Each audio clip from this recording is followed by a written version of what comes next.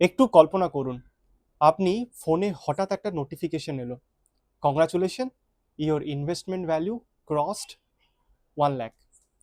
শুনতে ভালো লাগছে, তাই না? কিন্তু বাস্তবতা কি জানেন? আপনার আশেপাশের 10 জন যুবকের মধ্যে 8 জনই কখনো জীবনে 1 লাখ টাকা একসাথে দেখেনি। কারণ তারা ভাবে, আমার ইনকাম কম, ইনভেস্ট করা বড় লোকদের কাজ, আমার দ্বারা একদম হবে না।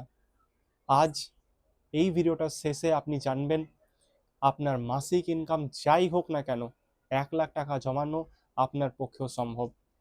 প্রশ্ন হলো, কিভাবে আর ঠিক কত মাসে ইনভেস্ট করলে এই টাকাটা জমবে?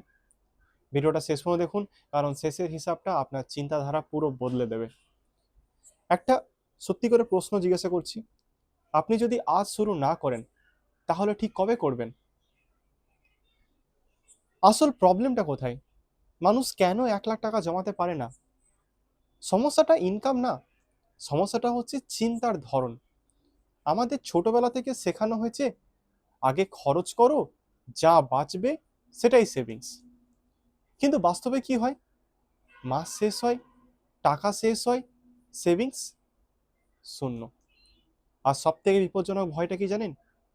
আমি আজ যদি ইনভেস্ট করি আর টাকা যদি ডুবে গেল, এই ভয়টাই মানুষকে গরিব রাখে। কিন্তু একটু ভাবুন, আপনি কি প্রতিদিন মোবাইল রিচার্জ করেন, ইন্টারনেট নেন, চা সিগারেট ফাস্টফুড খান? ওইগুলোতে টাকা গেলে ভয় লাগে না, কিন্তু ভবিষ্যতে টাকা গেলে ভয় লাগে কেন? এটাই মিডিল ক্লাস ট্র্যাপ। এখন প্রশ্ন, এই ট্র্যাপ থেকে বেরোবেন কিভাবে? 1 লাখ টাকা বড় না ছোট? 1 লাখ টাকা শুনতে বড় লাগে, কারণ আমরা একসাথে ভাবি। কিন্তু ইনভেস্টমেন্ট একসাথে হয় না, হয় সময় দিয়ে। ধরুন, আপনি বলবেন, আমি 1 বছরে 1 লাখ চাই। 1 বছর মানে 12 মাস। 1 লাখকে 12 দিয়ে ভাগ করলে প্রায় 8,300 টাকা প্রতি মাসে। এখন বলুন, 8,300 টাকা কি সম্ভব, নাকি কঠিন কিন্তু সম্ভব? আর যদি 2 বছর সময় দেন, তাহলে মাত্র 4,200 টাকা। 3 বছর সময় দিলে মাত্র 2,800 টাকা।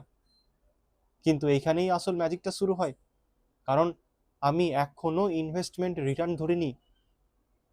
3 নম্বর পয়েন্ট, ইনভেস্টমেন্ট না করলে আপনি সময় নষ্ট করছেন। ধরুন, আপনি শুধু টাকা জমালেন, কোনো ইনভেস্টমেন্ট নয়, 3 বছরে 1 লাখ জমালেন, ভালো।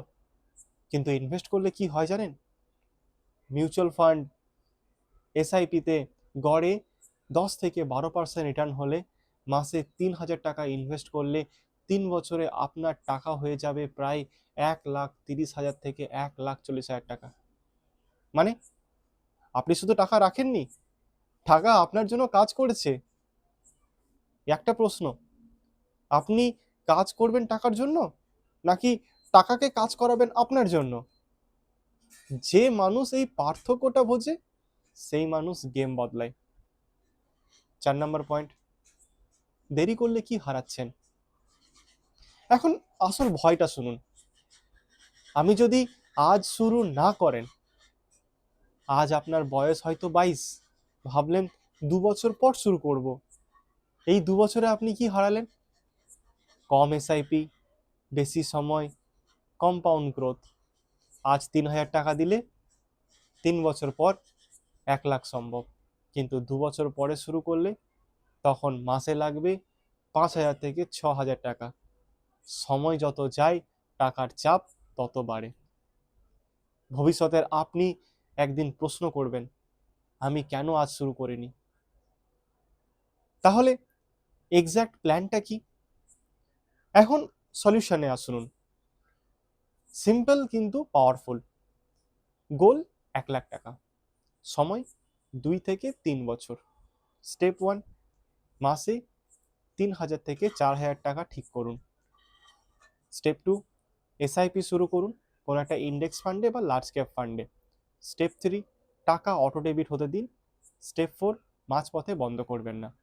এই একই নিয়ম, কনসিস্টেন্সি বিটস ইন্টেলিজেন্স। আপনি যদি আজ শুরু করেন, ঠিক 3 বছর পর আপনার জীবন কেমন হবে ভাবুন তো।